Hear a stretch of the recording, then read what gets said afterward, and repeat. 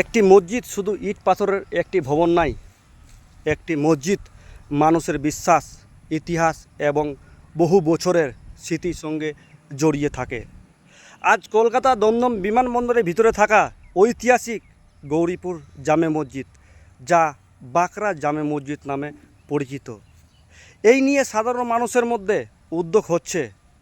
তাই এই ভিডিওটা লাস্ট পর্যন্ত দেখুন এবং ভিডিওটা শেয়ার করে মাননীয় মুখ্যমন্ত্রীর কাছে পৌঁছে দিন। আমি মাননীয় মুখ্যমন্ত্রীর কাছে আপনার কাছে একজন সাধারণ নাগরিক হিসেবে আহ্বান বা আবেদন জানাচ্ছি, যদি বিমানবন্দরে নিরাপত্তা বা প্রশাসনিক কারণে এই মসজিদ কোনো সমস্যা হয়ে থাকে, তাহলে দয়া করে এমন একটি সমাধান খুঁজুন যাতে নিরাপত্তা বিষয়টি বজায় থাকে এবং মসজিদের ঐতিহাসিক ও ধর্মীয় মর্যাদা রক্ষা পায়। আমরা উন্নয়নের বিরুদ্ধে নই, আমরা বিমানবন্দরের নিরাপত্তার বিরুদ্ধে নই, কিন্তু আমাদের সমাধান যেন ভাঙার মাধ্যমে না হয়। এই মসজিদ বহু বছর পুরনো, বহু মানুষের আবেগ, স্মৃতি এবং ধর্মীয় অনুভূতি এই স্থানে জড়িত আছে। তাই সরকারের কাছে আমাদের বিনীত অনুরোধ, কোনো চূড়ান্ত সিদ্ধান্ত নেওয়ার আগে মানুষ এবং মসজিদ কমিটি সংশ্লিষ্ট ধর্মীয় প্রতিনিধিদের সঙ্গে আলোচনা করুন। যদি নিরাপত্তার কারণে প্রবেশ নিয়ন্ত্রণ করতে হয়, তাহলে আমাদের এক নিয়ন্ত্রণ ব্যবস্থা করা যেতে পারে। যদি বিমানবন্দর উন্নয়নের জন্য কোনো পরিবর্তন প্রয়োজন হয়, তাহলে মানুষের বিশ্বাস, ইতিহাস, গুরুত্বকে সম্মান করে সমাধান খোঁজা যেতে পারে।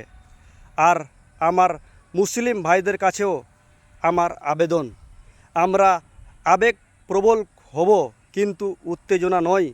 আমরা প্রতিবাদ করব কিন্তু শান্তিপূর্ণভাবে। আমরা আমাদের দাবি জানাবো কিন্তু আইন ও সংবিধান প্রতি সম্মান রেখে।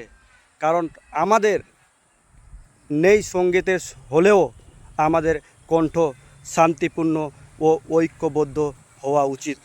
মাননীয় মুখ্যমন্ত্রী, আপনার কাছে আমাদের একটাই আবেদন, ঐতিহাসিক গৌরী জামে মসজিদ যেন ধ্বংস না করা যায়। নিরাপত্তা ও উন্নয়নের পাশাপাশি ধর্মীয় অনুভূতি এবং ঐতিহাসিক মর্যাদা যেন বজায় রাখা যায়। আলোচনার মাধ্যমে সমাধান হোক, প্রতিটি সম্প্রীতি বজায় থাকুক, কোনো ধর্মের মানুষের বিশ্বাস আঘাত ও উলঙ্গ না হোক। আমরা সংবাদ চাই, কিন্তু আমরা সমাধানের মাধ্যমে সব কিছু করতে চাই। আমরা উত্তেজনা চাই না, আমরা ন্যায়সঙ্গত সিদ্ধান্ত চাই না। এই ভিডিও যদি আপনাদের মনে হয়, তাহলে শান্তিপূর্ণভাবে আপনার মতামত জানাবেন। ধর্ম আলাদা হতে পারে, কিন্তু আমাদের দেশ একটাই। আবেদন হোক শান্তি পথে, সমাধান হোক শান্তি পথে। কারণ আজকে যা আমাদের সমাজে কিছু কিছু নেতা আছে যারা এই বিষয় নিয়ে সাধারণ মানুষের কাছে আওয়াজ তুলতেই চায় না। তাদের একটা মনের মধ্যে ভয় আছে, সেই ভয়কে আমি বলছি লুকিয়ে রেখে লাভ নেই। কারণ আপনি আপনার অধিকার সরকার বা মুখ্যমন্ত্রীর কাছে আবেদন করছেন। আমরা দেখি অনেক ধর্মীয় গুরুদেরও তারা চুপচাপ বসে আছে। একটা মসজিদ আমাদের আস্থার প্রতি সব কিছু আবেগপূর্ণভাবে জড়িত থাকে। যাই হোক, বিষয়টা আমি কোনো সরকারের উন্নয়নের বিরুদ্ধে না বা কাউকে টার্গেট করে কোনো কথা বলছি না, কিন্তু আমি আবেদন করছি যেন এই মসজিদটা ভাঙার মাধ্যমে সমাধান না এবং কোনো ধর্মীয় মানুষের প্রতি যেন আস্থা নষ্ট না করে, যার জন্য এই ভিডিও আপনাদের মাঝে তুলে ধরলাম। আমি আমার আওয়াজ তুলে দিলাম, বাকি আপনার কাজ।